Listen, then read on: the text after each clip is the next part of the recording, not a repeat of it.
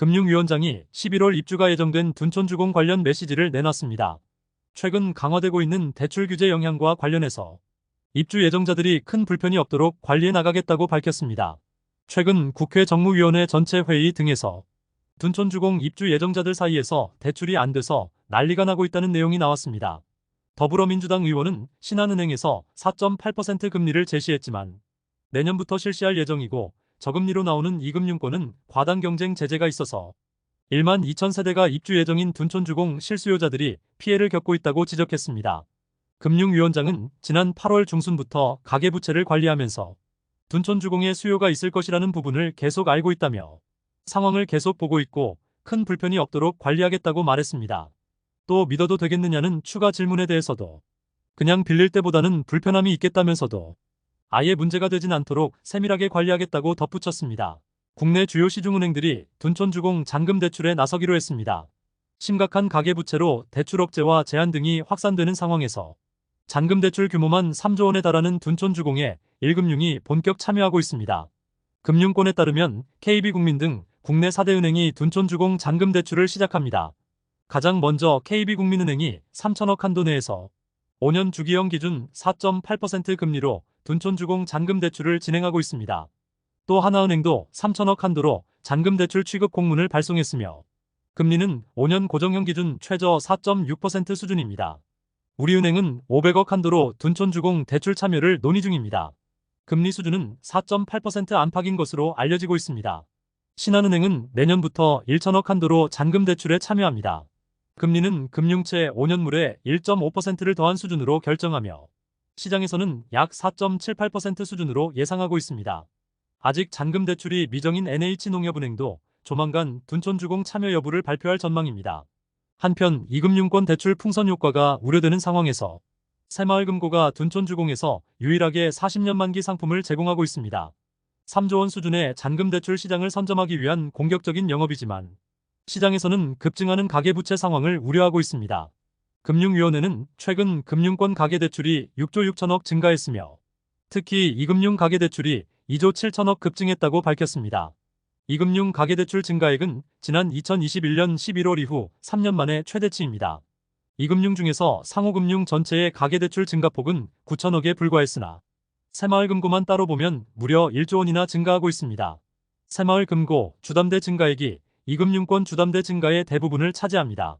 상황이 심각해지면서 금감원은 최근 가계부채 증가 추세가 높은 곳을 중심으로 DSR 2단계 시행 여부와 여신심사 가이드라인 등의 취급 실태를 점검할 계획입니다. 국내 경기 침체 상황이 심각해지고 있습니다.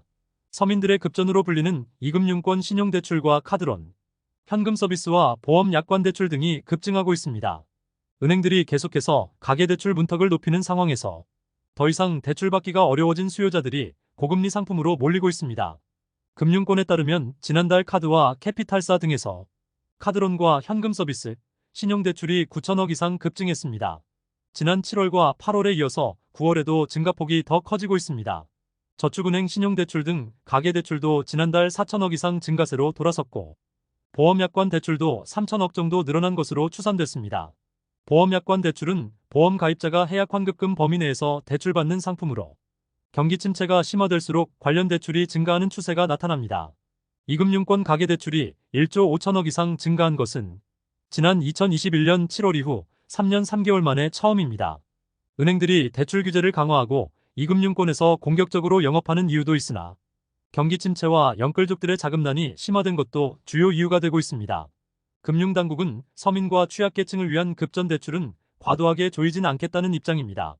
금융당국 관계자는 부동산 관련 대출은 줄이더라도 서민 취약계층의 긴급자금 등 대출은 소득 범위 내에서 해주는 게 바람직하다고 했습니다. 경기도 미분양 주택이 급증하고 있습니다. 부동산 시장 침체로 팔지 못한 주택이 쌓이고 있으며 건설사 등의 부담이 커지면서 시장 위험성이 높아지고 있습니다. 국토부 자료 등에서 지난 8월 기준 전국 미분양이 6만 7,550세대로 집계됐고 경기도가 9,567세대로 전국에서 가장 높은 수준을 기록했습니다. 국토부에서 집계하지 못한 물량까지 포함할 경우 부동산 시장 리스크가 훨씬 더 커질 전망입니다. 미분양의 무덤으로 불리는 대구가 9,410세대로 경기도에 이어 2위로 나타났습니다. 경기도 미분양은 2022년 8월 3,180세대 수준에서 올해 8월에는 1만 가구에 육박하면서 3년 만에 3배로 급증했습니다. 경기도 내에선 평택시 미분양이 3,159세대로 가장 많았고 이천시와 안성시, 고양시와 양주 순으로 나타났습니다. 경기도 미분양의 절반 가까운 물량이 평택과 이천시에 집중되고 있습니다. 대한건설정책연구원은 경기도 중에서 서울과 접근성이 떨어지는 지역에서 미분양 물량이 집중되어 있다고 분석했습니다.